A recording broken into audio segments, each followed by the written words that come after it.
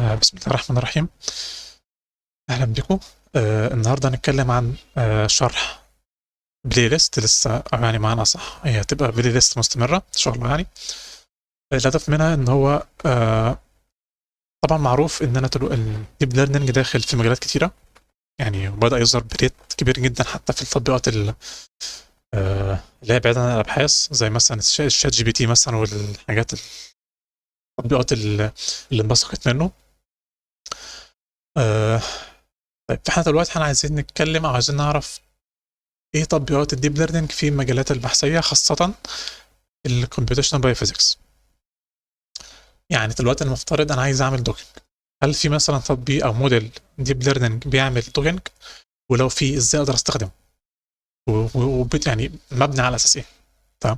ده الهدف من البلاي ليست ديت، ان هو بنجيب ابحاث، او يعني مش بعملها، هي ابحاث منشوره، بنزلها مثلا او بنقراها، نحاول نشرحها بصوره مبسطه، الاساس الديب ليرنينج بتاعها يعني، ونشوف مثال بسيط او كتطبيق ازاي اقدر استخدم الموديل اللي هم نشروه علشان احل المشكله اللي الموديل ده بيوفر حل ليها يعني. تمام.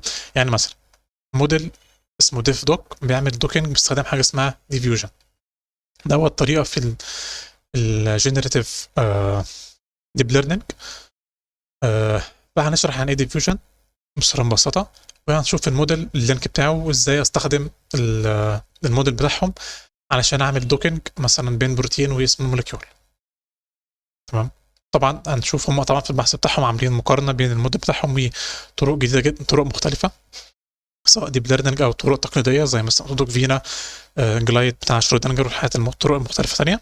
فهنشرح الاساس بتاعها، المقارنه ديت مين الاحسن، وفي الاخر يبقى فيه زي مثال للموديل بتاعهم ازاي اقدر استخدمه. تمام.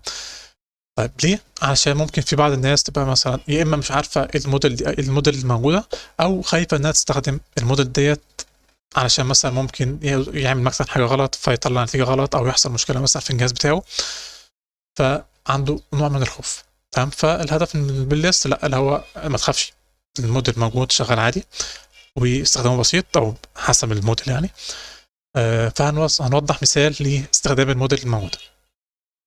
طبعا لو حد عنده مثلا بحث، مثلا هو بيدور مثلا وعايز يعرف ايه الاساس بتاع الديب ليرنينج او ازاي ممكن استخدمه، فممكن في الكومنتس مثلا يدي او يبعت اللينك بتاع البحث دوت، وبرضه يعني باذن الله هحاول اقراه ونشوف طريقه استخدامه ازاي، بس بشرط ان يكون الموديل متوفر، يعني اوبن سورس. الناس اللي عملت البحث نشرت او خلت الكود بتاعهم اوبن سورس.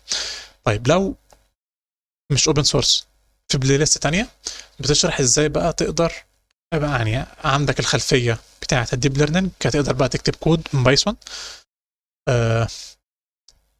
يعمل الموديل اللي هو منشور في بحث، لكن مش اوبن سورس. يعني في بعض الابحاث في ديب ليرنينج بيبقى عامل الموديل مطلع النتائج بتاعته لكن مش مخليه اوبن سورس. طب هل ده كده ما اقدرش استخدمه؟ لا، ممكن تستخدمه، لكن انت بقى تبني الموديل بتاع اللي هم شرحوه في البيبر بتاعتهم بالهايبر بارامتر بتاعتهم، وتعمل له تريننج من الاول خالص. تمام. طيب اكيد في ناس ما عندهاش خلفيه عن البايثون او تنسر فلو مثلا او بايتورش. تمام.